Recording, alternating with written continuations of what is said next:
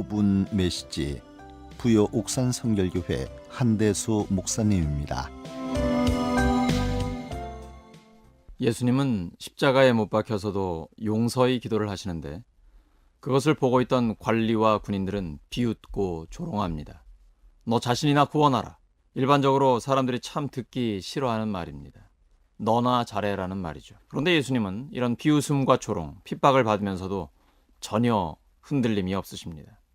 그런데 그런 상황에서도 사람이 얼마나 완악할 수 있는지 본문에 드러나게 됩니다. 죄를 지어 예수님과 함께 십자가에 못 박힌 죄수가 한 명 있습니다. 죄를 지어 사형을 당하면서도 예수님께 이런 식으로 말합니다. 너 그리스도라며 나 힘들어 죽겠다. 우리를 구원해라.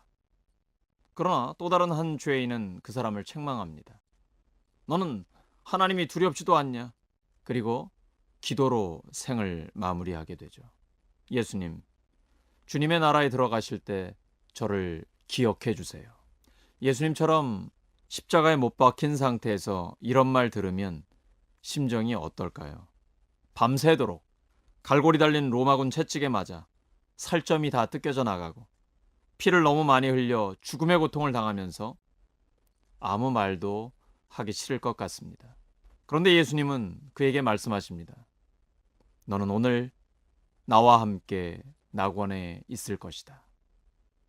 예수님은 영혼 구원의 사명을 돌아가시는 그 순간까지 감당하십니다. 예수님은 우리에게 너무나 큰 모범을 보이셨습니다. 우리들은 이렇게 할 수 없습니다. 그래서 기도하는 것입니다. 주님의 모범을 따르는 제자로 살게 하소서. 예수님은 비웃음과 조롱을 당하면서도 적대자들까지도 용서하시고 마지막까지 한 영혼을 구원하십니다. 예수님은 돌아가시는 그 순간까지 흔들림이 없으십니다. 사람을 살리는 데 집중하십니다. 부동심. 어떤 어려움과 고통이 있어도 흔들리지 않으십니다. 그렇게 예수님은 인류 구원을 다 이루시고 부활로 승리하셨습니다. 예수님께는 분명한 목적이 있습니다. 사람을 살리는 것입니다. 그것을 위해 희생하십니다. 예수님은 처절한 고난을 당하면서도 절대 무너지지 않는 내면 세계를 갖고 계십니다.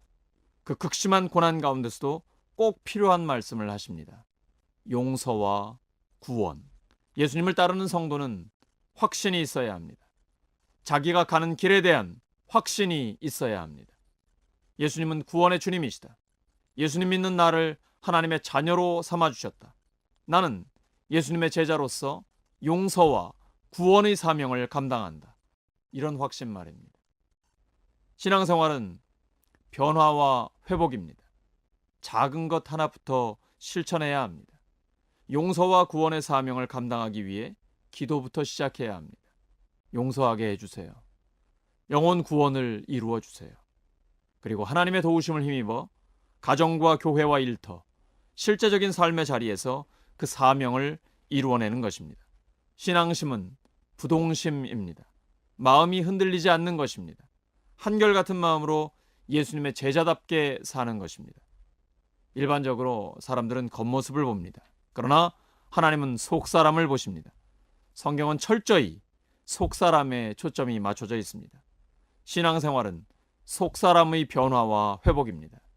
예수님께서 비웃음과 조롱을 당하시면서도 핍박자들을 용서하시고 마지막 한 사람까지 구원하신 사명을 감당하신 것처럼 예수님의 제자들인 우리들도 마음에 흔들림 없이 용서와 구원의 사명을 다하기를 소망합니다.